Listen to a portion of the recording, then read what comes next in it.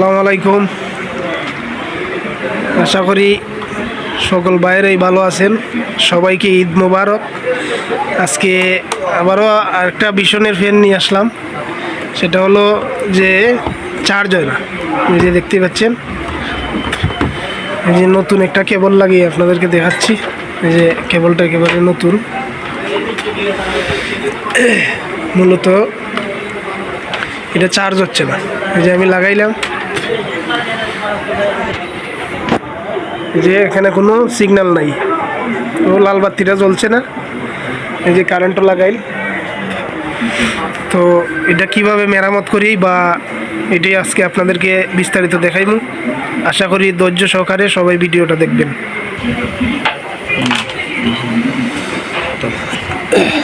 আমরা ফ্যানটা খুলতেছি, কি সমস্যা আপনাদেরকে দেখাচ্ছি।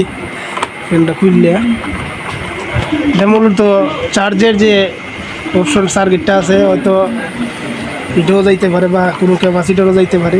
আমি আপনাদেরকে একেবারে খুলে বিস্তারিত দেখাচ্ছি কিভাবে ঠিক করবেন। এখন যে লোডশেডিং রে ভাই, সবের গরুই আশা করি একটা করে চার্জের ফ্যান আছে। তো মূলত দেখতে পাচ্ছেন এটা হলো চার্জের সার্কিট। মূলত এটাই চার্জের কাজ করে। তো আমি আপনাদেরকে ডায়েটটা মাপ দিয়ে দেখাচ্ছি। এখনও যেটা ডায়েট আছে, এই যে দেখতে পাচ্ছেন এটা শর্ট। তো এই যে মিটারটা কন্টিনিউতে সিলেক্ট করে নেবেন। সিলেক্ট করার পরে যে এইভাবে মাপ দিয়ে দেখবেন যে ডায়েটটা। তো আমি যেটা দেখতে পেলাম যে দুটো ডায়েট শর্ট দেখাচ্ছে। এখন আমি খুলে আপনাদেরকে লাগিয়ে দেখাচ্ছি, না দেখাইলে কী হবে।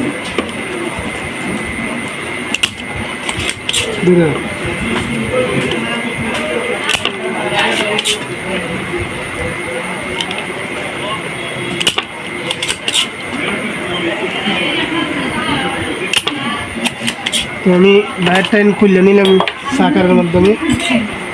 খোলার পরে এইভাবে আপনারা দুটো ডায়েট বার করে নেবেন। এখন এইবার আমি মাপ দিয়ে দেখব যে আমার ডায়েট টাইম ঠিক আছে কি না। তো দেখতে পাচ্ছেন ডায়েটগুলো শর্ট, এদিকে বিপ দিচ্ছে এই যে। তো দেখতে পাচ্ছেন আমার ডায়েটগুলা দুইটা ডায়েট শর্ট। তো দেখতে পাচ্ছেন এই যে দুইটা ডায়েট নতুন।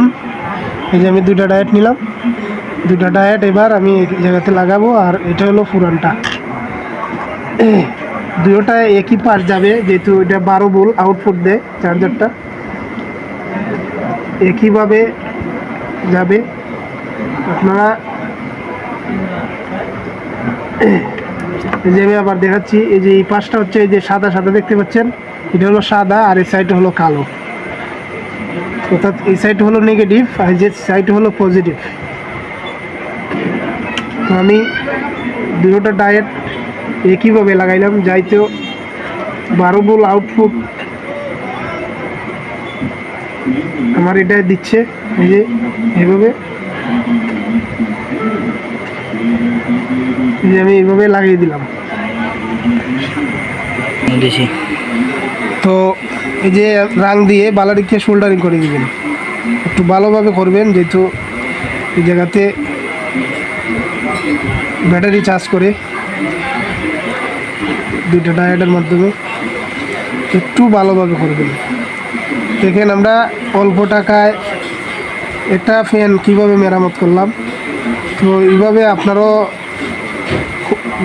নিজেরই পারবেন যদি জানেন একটু। আর যারা জানেন না তারা কারেন্ট থেকে সতর্ক থাকবেন। আসলে কারেন্ট তো কেউরে মনে করেন। তারপরে এই যে বাকি অংশগুলো আছে, এগুলা কাটারের মাধ্যমে আমি কেটে নিলাম। যে কাটারের মাধ্যমে আমি এইভাবে কেটে নিব। এই যে আমি কাটারের মাধ্যমে কেটে নিলাম।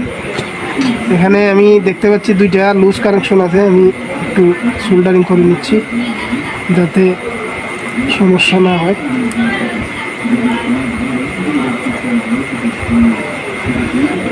তো আমি সোল্ডারিং করে দিলাম। দেখেন এই দুইটা টায়ার বেশি হলে 20 টাকা নেবে। খুব অল্প টাকার ভিতরে কিভাবে এটা সার্কিট আমরা ওকে করে ফেললাম। এটা যদি না হতো আপনার এইভাবে 6 ভোল্ট অ্যাডাপ্টার আছে, 6 ভোল্ট দিয়েও হয়। আমি পরবর্তী ভিডিওতে দেখাইমু যে কীভাবে 6 ভোল্ট দিয়ে এইরকম ফ্যানের চার্জার তৈরি করবেন, একুরেটভাবে চার্জ হয়। তো আমি এই জায়গাতে প্লাগটা লাগিয়ে নিলাম। এই যে এসি কোডটা লাগিয়ে নেওয়ার পরে আমি এই লাইনটা সিরিজ লাইনে অবশ্যই দিবেন। সবসময় সিরিজ লাইনে চেক করবেন।